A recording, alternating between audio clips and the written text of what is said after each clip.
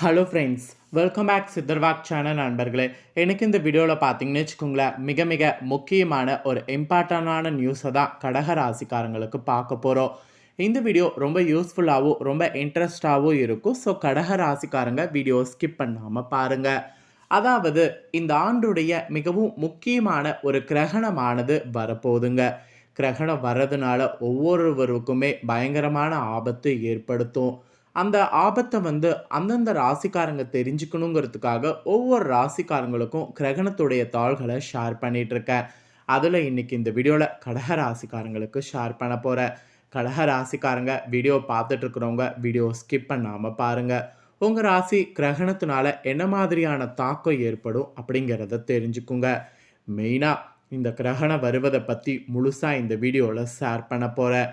எந்த தேதியில் வரும், எந்த நேரத்தில் வரும், இது இந்தியாவில் தெரியுமா தெரியாதா அப்படிங்கிறது எல்லாமே இந்த வீடியோவில் ஷேர் பண்ண போகிறேன். தொடர்ந்து வீடியோ பாருங்கள். வீடியோ ரொம்ப யூஸ்ஃபுல்லாகவும் ரொம்ப இன்ட்ரெஸ்டாகவும் இருக்கும். ஃபஸ்ட்டு சந்திர கிரகணம் என்னைக்கு அப்படிங்கிற தேதி நேரத்தை வாங்க பார்க்கலாம். இந்த ஆண்டுடைய மீண்டும் ஒரு கிரகணம் செப்டம்பர் மாதம் நிகழப்போகுது. நடக்கக்கூடிய இந்த கிரகணம் சந்திர கிரகணமாக நிகழ இருக்குது. இந்த சந்திர கிரகணம் செப்டம்பர் என்னாம் தேதியில் நடக்க போகுதுன்னா 18ஆம் தேதி நிகழ இருக்கு. மேலும் இந்த சந்திர கிரகணம் நிகழ்கிறது ஒரு பயங்கரமான ஒரு இதாக கருதப்படுது. இந்த கிரகணத்துடைய மொத்த கால அளவு 4 மணி 6 நிமிடங்கள் இருக்கும். இது உலகிலேயே பல பகுதிகளில் தெரியும் என்று குறிப்பிடப்படுது. மேலும் இந்த ஆண்டுடைய செப்டம்பர் மாதம் இந்த சந்திர கிரகணம் கரெக்டாக புதன்கிழமை புரட்டாசி 2ஆம் தேதி நிகழப்போகுது. அன்னைக்கு பார்த்தீங்கன்னு வச்சுக்கோங்களேன், பௌர்ணமியானது இருக்குது. இந்த கிரகணத்துடைய இது எப்படி இருக்குன்னா, சந்திர கிரகணம் என்பது கதிரவ ஒளியால் ஏற்படக்கூடிய புவியின் நிழலுக்குள் நிலவு கடந்து செல்லும் போது நிகழக்கூடிய ஒரு அரிய நிகழ்வு தான் இந்த நாள் என்று குறிப்பிடப்படுது. மேலும் சந்திர கிரகணமாக இருந்தாலும் சரி, சூரிய கிரகணமாக இருந்தாலும் சரி, உலகம் முழுவதும் எப்போதுமே மிகுந்த ஆர்வத்தோடு இந்த நிகழ்வு பார்க்கப்படும். இந்த ஆண்டில் 2 சந்திர கிரகணங்கள் நடக்கும்.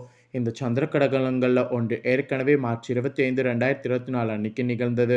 இப்போது 2வது சந்திர கிரகணம் செப்டம்பர் 18, 2024 அன்னைக்கு நிகழ இருக்கு. இது ஒரு பகுதி சந்திர கிரகணமாக இருக்கும் என்று சொல்லப்படுது. இது உலகில் பல பகுதிகளில் தெரியும் என்று குறிப்பிடப்படுது.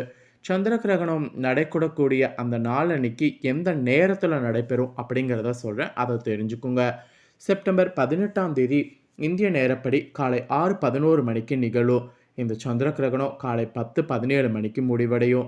இந்த கிரகணத்துடைய மொத்த கால அளவு 4 மணிலிருந்து 6 நிமிடங்களாக இருக்கும். ஸோ இந்த சந்திர கிரகணம் பார்த்தீங்கன்னு வச்சுக்கோங்களேன், இந்த கால அளவில் இருக்கும்.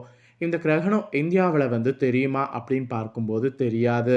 இந்த கிரகணம் வேறு எங்கெல்லாம் தெரியும்னா, வட அமெரிக்கா, தென் அமெரிக்கா, ஐரோப்பா, ஆப்பிரிக்கா இந்த மாதிரியான பகுதிகளில் இரவு பகுதிகளில் சிறப்பாக பார்க்கப்படும். இந்தியாவில் பெரும்பாலான பகுதிகளில் தெரியாது. இருந்தாலும் ராஜஸ்தானு, குஜராத்து, பஞ்சாப்பு, அப்புறம் ஜம்மு காஷ்மீர், ஹரியானா, மகாராஷ்டிரா, கர்நாடகா போன்ற மாநிலங்களில் பெணுபிரல் கட்டம் மட்டுமே இந்த கிரகணத்தின் போது தெரிய வாய்ப்பு இருக்குது. இவ்வளோ நேரம் கிரகணம் நடக்கக்கூடிய டைமை பார்த்துட்டோம், எந்த நாளுங்கிறத பார்த்துட்டோம். இப்போ அடுத்ததாக கடகராசிக்காரங்க சந்திர கிரகணத்தின் போது செய்யக்கூடாத விஷயங்கள் இருக்குது. அது என்னங்கிறத சொல்கிறேன், நோட் பண்ணிக்கோங்க. கிரகணத்தின் போது எதிர்மறை ஆற்றல் அதிகரிக்கும். எனவே இந்த நேரத்தில் பகவனி வருவது நினைத்து வழிபாட வேண்டும். அதாவது பகவனி என்ற கூடிய கடவுளை நினைத்து வழிபாட வேண்டும். கிரகணத்தின் போது பயணம் செய்வதை தவிர்க்க வேண்டும்.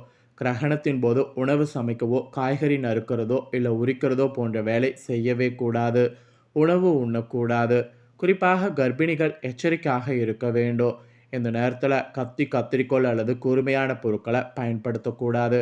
கிரகணத்தின் போது ஊசியால் நூல் கோர்க்கிறது, தையல் வேலை பார்க்கறது போன்றவை செய்யக்கூடாது. இதெல்லாம் செய்யாமல் இருக்கிறது ரொம்ப ரொம்ப நல்லது. அடுத்ததாக கிரகணத்தின் போது கடக ராசிக்காரங்க செய்ய வேண்டிய விஷயங்கள் இருக்குது. அது என்னங்கிறத சொல்கிறேன்னு தெரிஞ்சுக்குங்க. உணவு மற்றும் தண்ணீரில் தர்பை அல்லது துளசி இலைகளை போட வேண்டும். அதனால் கிரகணத்தின் எதிர்மறை தாக்கம் அதிலிருந்து ஏற்படாமல் இருக்கும். கிரகணத்திற்கு பிறகு அவற்றை உட்கொள்ளலாம். கிரகண காலத்தில் சோஸ்திரங்கள் சொல்லி வழிபாடு செய்யணும். இதனால் கிடைக்கக்கூடிய பலன் பணமடங்காக இருக்கும். கிரகணத்தின் போது கடவுள் வழிபாட்டில் அதிகபட்ச நேரத்தை செலவிடுவதால் நன்மை உண்டாகும். அதனால் நாம் அதிகபட்ச நேரத்தை கடவுள்கிட்ட செலவிடணும். சந்திர கிரகணம் முடிந்தவுடன் வெள்ளப்பொருட்களை தானம் செய்ய வேண்டும். இவ்வாறு செய்வதன் மூலம் அசுப பலன்கள் குறையும். இதெல்லாம் செய்ய வேண்டிய விஷயங்கள். ஸோ கிரகணத்தின் போது உங்கள் ராசிக்கு என்ன செய்யணும், என்ன செய்யக்கூடாது அப்படிங்கிறதெல்லாம் பார்த்துட்டோம்.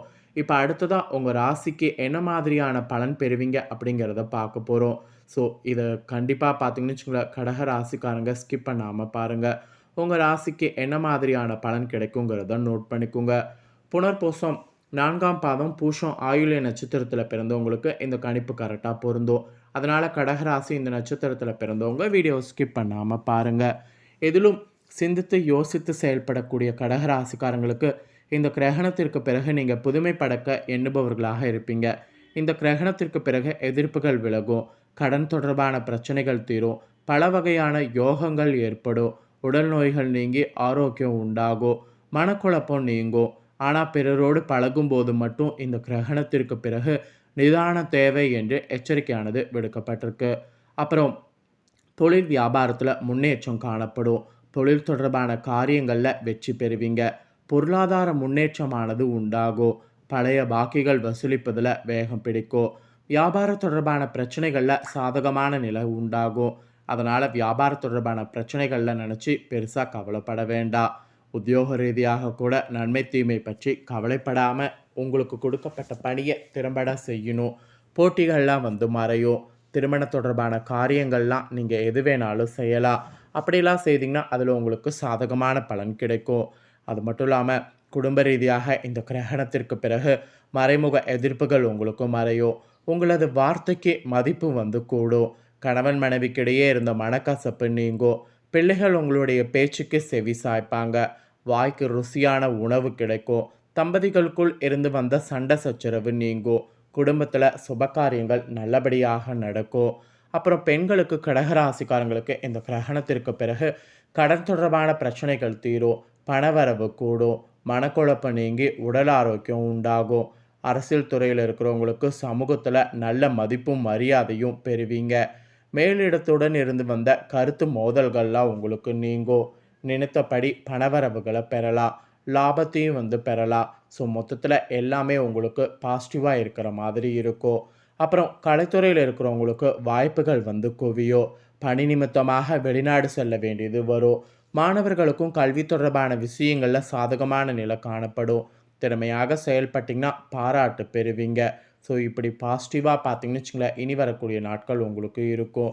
இதில் புனர்பூசம் 4ஆம் பாதத்தில் பிறந்த கடகராசிக்காரங்களுக்கு இந்த கிரகணத்திற்கு பிறகு உங்களுடைய காரியங்களுக்கு இருந்த எதிர்ப்புகள் விலகும், பணவரவு திருப்தி தரும், மனக்குழப்பம் நீங்கும், மாணவர்கள் பாடங்கள் படிக்க வேண்டுமே என்ற கவலை குறையும், சக மாணவர்களுடைய ஒத்துழைப்பு கிடைக்கும், காரியங்களை சாதிப்பீங்க, சாமர்த்தியமாக பேசி காரியத்தை வெற்றிகரமாக செய்து முடிப்பீங்க.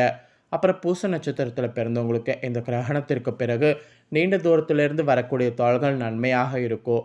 கூர்மையான மதிநுட்பத்தால் எந்த பிரச்சனையும் எளிதாக தீர்த்து விடுவீங்க. பூர்வீக சொத்துக்களில் இருந்த தகராறு நல்ல முடிவுக்கு வரும். தொழில் வியாபாரம் திருப்திகரமாக நடக்கும். பார்ட்னர்களோடு ஒத்துழைப்போடு வியாபாரத்தை விரிவாக்க செய்ய முடிச்சிங்கன்னா அது உங்களுக்கு சக்ஸஸ் ஆகும்.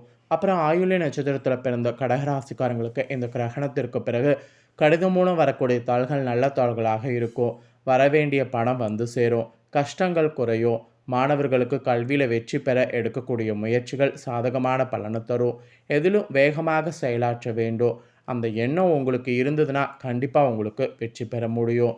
ஸோ இந்த கிரகணத்துக்கு பிறகு நட்சத்திர வாரியாகவும் இந்த மாதிரியான பலன்கள் தான் நீங்கள் பெறுவீங்க. ஸோ இதற்கேற்ப நடந்து பலனடைங்க. நீங்கள் பண்ண வேண்டிய பரிகாரம் இந்த கிரகணத்திற்கு பிறகு சோமவாரம் எனப்படக்கூடிய திங்கட்கிழமையில் விரதம் அனுஷ்டிக்கிறது தான். இதை நீங்கள் பண்ணிங்கன்னா கஷ்டங்கள் வந்து உங்களுக்கு போகும். அதனால் மறக்காமல் பார்த்தீங்கன்னு வச்சுங்களேன், இந்த ஒரு வழிபாடு செய்திடுங்க. ஸோ கடக ராசிக்காரங்க, இந்த வீடியோ நீங்கள் பார்த்து முடித்த உடனே இதை லைக் பண்ணி உங்கள் ஃப்ரெண்ட்ஸ் ஃபேமிலிக்கு ஷேர் பண்ணுங்கள். உங்கள் ஃப்ரெண்ட்ஸ் ஃபேமிலியில் இருக்கிறவங்களும் வீடியோ பார்க்கட்டும். அவங்களும் அவங்களோட ராசி கடகராசியாக இருந்ததுன்னா இந்த தாள்களை தெரிஞ்சு இந்த தாள்களுக்கேற்ப நடந்து பலனடையட்டும். கண்டிப்பாக வீடியோ லைக் பண்ணி ஷேர் பண்ணுங்கள். உங்கள் ஃப்ரெண்ட்ஸ் ஃபேமிலியில் இருக்கிறவங்களும் பார்த்து பலனடையட்டும். மேலும் இதே போல் புதிய அப்டேட்டான நிறைய வீடியோ நம்ம சேனலில் போடப்படும்.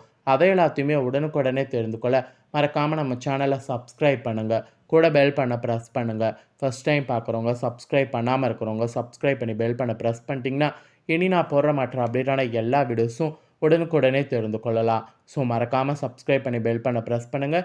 இதே போல் சுவாரஸ்யமாக வேறொரு புதிய அப்டேட்டான தகவல்களோடு மீண்டும் இன்னொரு வீடியோவில் வந்து உங்களை சந்திக்கிறேன். நன்றி.